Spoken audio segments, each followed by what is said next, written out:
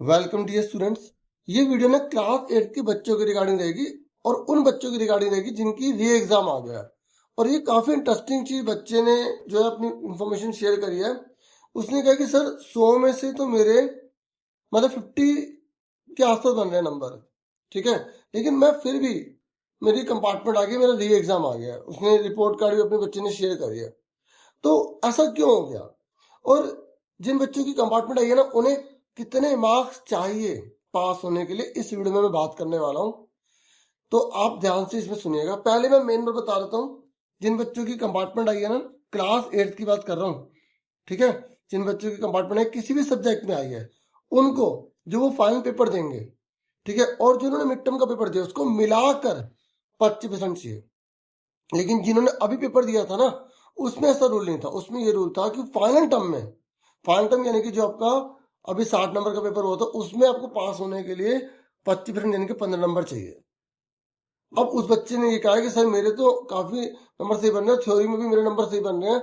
मतलब आपने कहा था कि 60 में से 15 नंबर अगर हैं तो पास होना चाहिए, मैं पास क्यों नहीं हूँ? तो मैं आपको बता दूं वो पास क्यों नहीं हुआ, उसको री एग्जाम क्यों दिया गया। ऐसे बहुत से बच्चों को भी ऐसा हुआ होगा।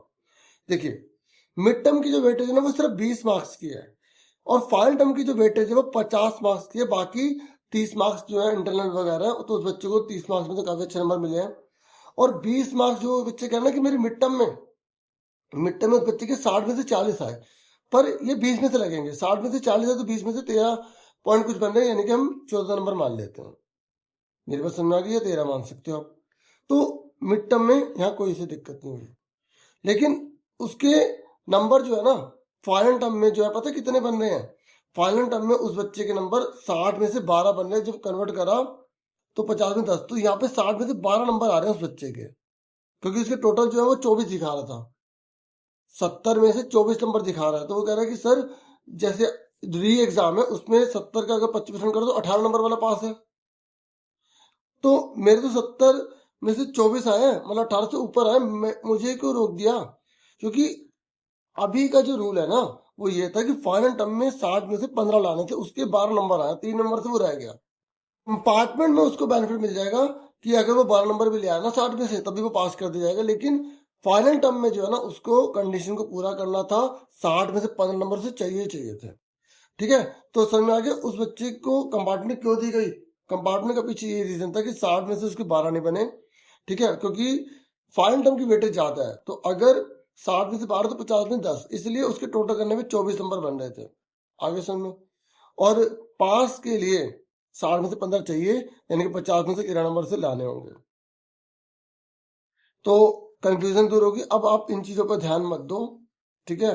अब आप फाइनल टर्म तो जो हो गया ना तो हो गया। अब री एग्जाम जिन बच्चों को आ गया उस पर ध्यान दो। और री एग्जाम में बहुत इजी है, मुश्किल नहीं है। मिड टर्म और फाइनल टर्म मिलाकर जो 70 नंबर बनेंगे, 70 का 25% यानी कि 18 नंबर आपको लाने होंगे, ठीक है। तो आप ये नहीं कि अब 18 के लिए तैयारी करो, और अच्छी तैयारी करना ताकि आप आराम से क्लास में पास हो जाए, ठीक है। तो ये डाउट था बहुत से बच्चों की री एग्जाम के रिगार्डिंग था कि सर 15 नंबर जो है ना, मुझे कैसे पता चलेगा, है नहीं, और मेरे तो 100 में से 33 से भी ऊपर बन रहे हैं, फिर भी मुझे कंपार्टमेंट दे दी गई है, ऐसा क्यों हो रहा है?